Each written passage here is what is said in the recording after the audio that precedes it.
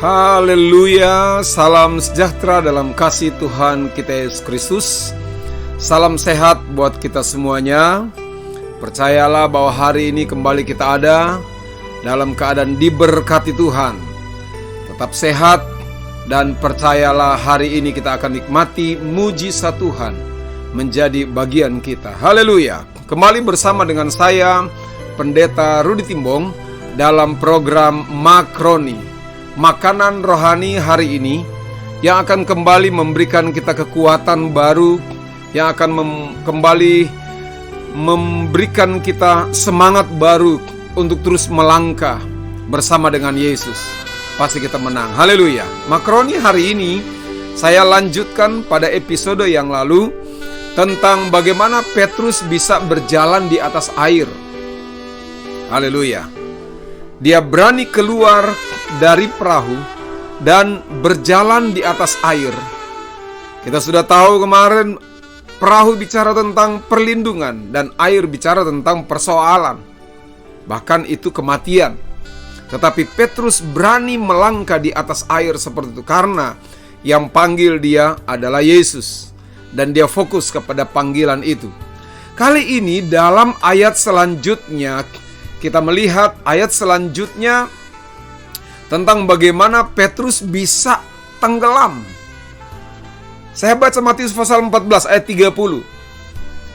Firman Tuhan berkata, tetapi ketika dirasanya tiupan angin, takutlah ia dan mulai tenggelam. Lalu berteriak, Tuhan tolonglah aku. Saudara-saudara, perjalanan Petrus di atas air ternyata tidak semulus apa yang dipikirkan. Tetapi justru pada ayat yang ke-30 ini, Petrus mengalami persoalan yang luar biasa. Yang saya katakan, air itu bicara tentang kematian, bicara tentang persoalan. Petrus mulai tenggelam. Petrus mulai tidak ada keseimbangan dan dia mulai tenggelam. Nah, saudara, menjadi pertanyaan, kenapa Petrus bisa tenggelam? Padahal dia berjalan di atas air, yang panggil dia adalah Yesus, dan dia punya keyakinan sungguh bahwa dia akan menyelesaikan perjalanan itu. Dia akan menyelesaikan semua apa yang diinginkan oleh Tuhan untuk berjalan di atas air. Tetapi kenapa Petrus dia tenggelam? Nah, mari kita melihat beberapa poin. Pertama, Petrus mulai ragu dan tidak fokus pada panggilan Yesus.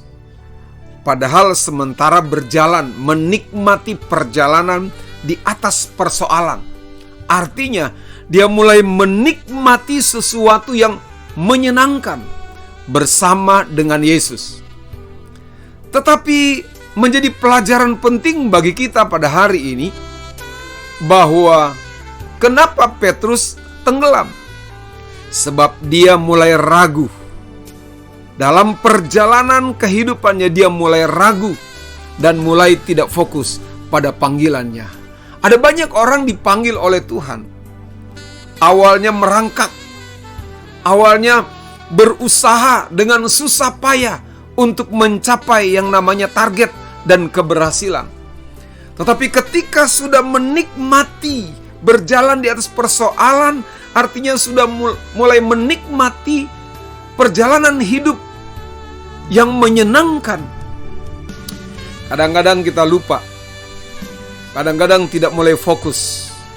Makanya Petrus mulai ragu. Wah, ini kita sudah ada di zona nyaman, sudah berada di sesuatu yang baik. Dan kadang-kadang kita lupa bahwa di depan kita yang memanggil kita adalah pribadi Yesus. Makanya mulai terbagi. Alkitab berkata dalam Yakobus pasal yang pertama ayat yang ke-8, Alkitab berkata, sebab orang yang mendua hati tidak akan tenang dalam hidupnya. Kenapa? Awalnya mengikuti panggilan Tuhan. Tetapi sementara dalam perjalanan menikmati suasana enak, menikmati berkat-berkat yang banyak, mulai terbagi. Wah, kalau begitu dulu mungkin kita merindukan berkat-berkat supaya berkat-berkat itu menjadi dukungan, menjadi support bagi kita untuk melayani. Setelah dapat apa yang kita targetkan, mulai melenceng, mulai tidak fokus kepada pelayanan, mulai tidak fokus kepada panggilan Tuhan itu, dan mulai melenceng. Alkitab berkata, sebab orang yang mendua hati tidak akan tenang dalam hidupnya. Dengar baik-baik, kita tidak akan tenang, saudara tidak akan tenang kalau kita mulai mendua hati dan mulai tidak fokus kepada panggilan. Kenapa Petrus tenggelam? Karena dia mulai tidak fokus, karena dia mulai mendua hati. Bagian kedua, kenapa Petrus tenggelam dan tidak menikmati perjalanan, padahal yang panggil dia adalah Yesus. Bagian kedua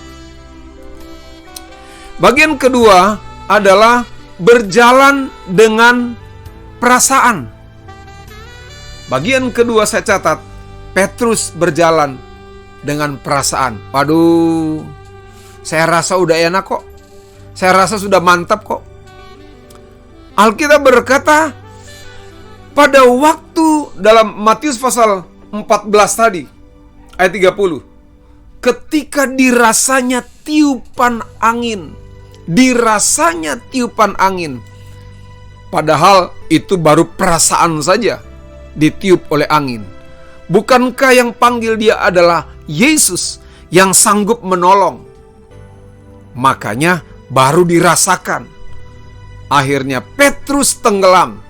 Alkitab berkata dalam Kisah Rasul pasal yang ke-5 ayat 2, dalam satu contoh Ananias dan Safira, mereka merasa bahwa itu sudah diserahkan kepada Tuhan.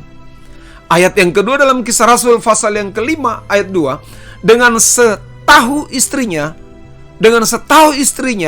ia menahan sebagian dari hasil penjualan itu, dan sebagian lain dibawa dan diletakkannya di depan kaki rasul-rasul.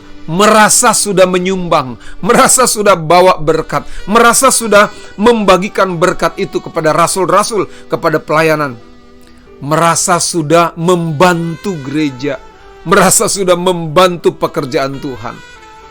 Padahal yang Tuhan mau sepenuhnya hidup kita diserahkan kepada Tuhan. Padahal yang Tuhan mau dalam hidup kita adalah melakukan yang terbaik di hadapan Tuhan. Roma pasal 12 ayat yang pertama, mempersembahkan tubuh, jiwa dan roh, mempersembahkan hidupmu sebagai persembahan yang hidup, persembahan tubuh, hidup, kudus dan berkenan. Dan itu yang Tuhan mau. Kenapa Petrus tenggelam? Karena dia mulai tidak fokus. Lalu kedua, berjalan dengan perasaan. Hati-hati, kadang-kadang kita merasa hebat, merasa bisa, merasa pinter, merasa jago dari orang lain, merasa lebih mampu dari orang lain. Siapa? Saya lebih hebat. Itu perasaan.